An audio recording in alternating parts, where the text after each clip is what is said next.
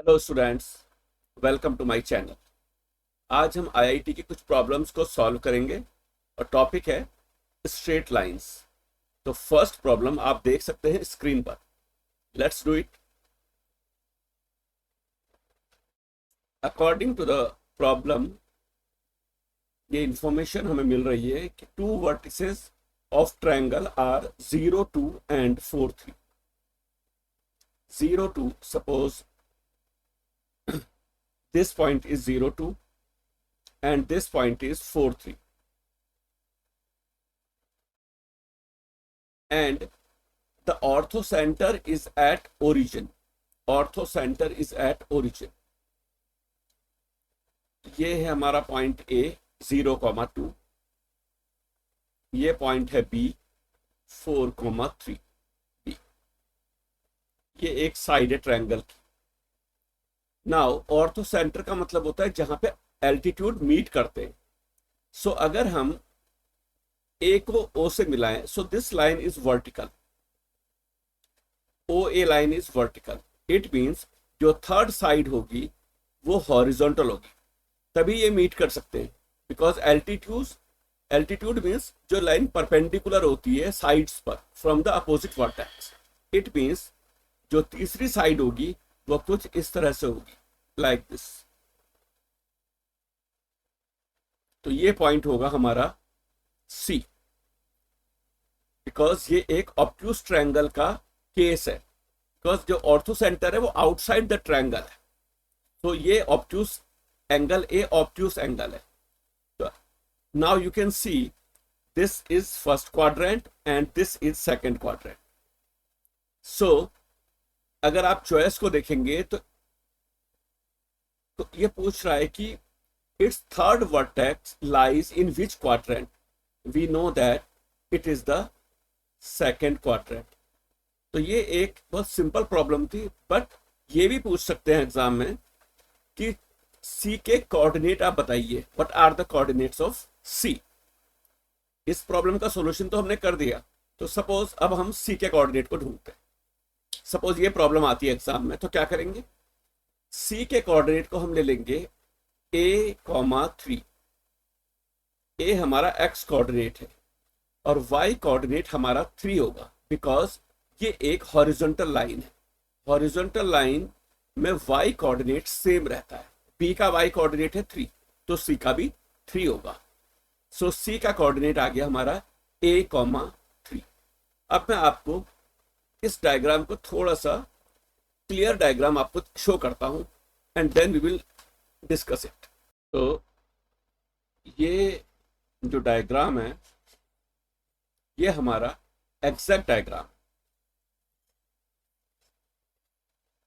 Now you can see that the altitudes are intersecting the sides outside the triangle। जो बाकी जो दो altitude है वो बाहर मिल रहे हैं, एक यहां पर और एक यहां पर। सो अगर हमें फाइंड करना है coordinates of C, it means A की वैल्यू हमें निकालनी है। तो सबसे पहले हम क्या करेंगे, हम ए बी का स्लोप निकालेंगे। Slope of A B, slope of A B y2 minus y1 3 minus 2 over 4 minus 0, that is 1/4। A B का स्लोप है 1/4, तो सी एच, ये जो सी एच है इस लाइन का स्लोप होगा -4, बिकॉज ये नेगेटिव रेसिप्रोकल होंगे ये जो स्लोप है, because the lines are perpendicular. तो सी एच का स्लोप हमें मिला -4। अब हम फॉर्मूला लगा देंगे स्लोप का, y2 minus y1 means C H के लिए y2 minus y1 होगा 3 minus 0 over a minus 0 equal to -4। Simplify करेंगे, so 3 equal to -4a, a equal to -3/4। So C के कोऑर्डिनेट आ गए -3/4, 3। आई एम श्योर कि ये प्रॉब्लम ज्यादा मुश्किल नहीं थी, आपको समझ में आ गई होगी। तो अब नेक्स्ट प्रॉब्लम करते हैं। Let me upload it. तो ये हमारी सेकंड प्रॉब्लम है।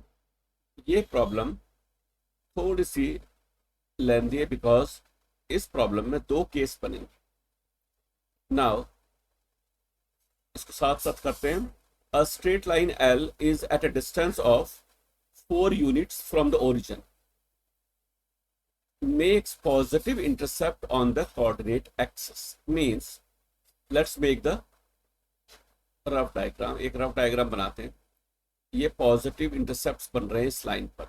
मींस एक्स एक्सिस और वाई एक्सिस को ये पॉजिटिव वैल्यू पे कट कर रहे हैं. सो यहाँ पर ये पॉइंट है ए और B. Let us suppose A और ये बी. अब ये कह रहा है कि and the perpendicular from the origin to this line, perpendicular from the origin to this line. यहां से हमने परपेंडिकुलर बनाया. ये हमारा perpendicular makes an angle of 60 degree with the line x plus Y equal to 0. x plus Y equal to 0 का मतलब है y equal to minus x, और y equal to minus X की लाइन इस तरह से बनती है. y equal to minus X की लाइन ये बनती है. अब हमें ये मालूम है कि ये जो लेंथ है ये 4 यूनिट है. ओरिजिन से जो डिस्टेंस है ये है 4, और इस लाइन का और परपेंडिकुलर के बीच का एंगल है 60. y equal to minus X, ये लाइन है y equal to minus X. ये एंगल होता है इसका 45, जो ये पॉजिटिव एक्सिस से बनाती है 45. सो और ये पूरा एंगल, ये कंप्लीट एंगल, ये हमें 60 दे रखा है. इट मीन्स ये जो रिमेनिंग एंगल है, ये मैं ग्रीन से बना देता हूँ. ये एंगल है जो हमने जो नॉर्मल बनाया है उसका एक्स एक्सिस से एंगल, ये एंगल हमारा होगा 15 डिग्री. बिकॉज ये पूरा है 60 माइनस 45 दैट इज 15. इसका मतलब ये जो नॉर्मल हमने बनाया है, जो परपेंडिकुलर बनाया है, ये एक्स एक्सिस से कितना बना रहा है 15 डिग्री, और इस नॉर्मल की लेंथ कितनी है 4. अब हम नॉर्मल फॉर्म का यूज करेंगे स्ट्रेट लाइन का. x cos omega plus y sin omega equal to p. ये y sin omega equal to p. ये हमारा, जरा मैं इसको थोड़ा सा क्लियर कर देता हूं, इक्वल टू p. यह है normal form of straight line. Omega क्या है? ओमेगा है the normal, the angle between the normal and the X axis, और वो हमारा है 15 डिग्री. तो इक्वेशन बनी हमारी x cos 15 plus y sin 15 equal to 4. p means the length of the normal. ये हमें 4 गिवन है. अब हम cos 15 और sin 15 निकालेंगे यूजिंग द ट्रिग्नोमेट्री, और ये वैल्यू पुट कर देंगे and that would be the answer. लेकिन ये एक पार्ट होगा, फिर सेकंड पार्ट भी करेंगे हम इसका. cos 15 means cos 45 minus 30 cos a minus b. ये फॉर्मूला होता है cos a cos b plus sin a sin b. cos 45 is 1 by root 2, cos 30 is root 3 by 2, sin 45 1 by root 2, sin 30 1 by 2. So root 3 plus 1 upon 2 root 2. ये cos 15 आया. Similarly sin 15 निकालेंगे. sin 45 minus 30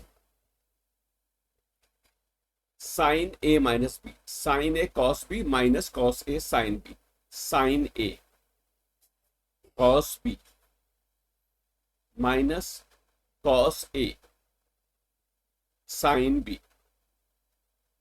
root 3 minus 1 over 2 root. ये हमारी sign की value आ गई. तो हमें ये वैल्यू यहां पुट करनी है. x into cos 15 root 3 plus 1 over 2 root 2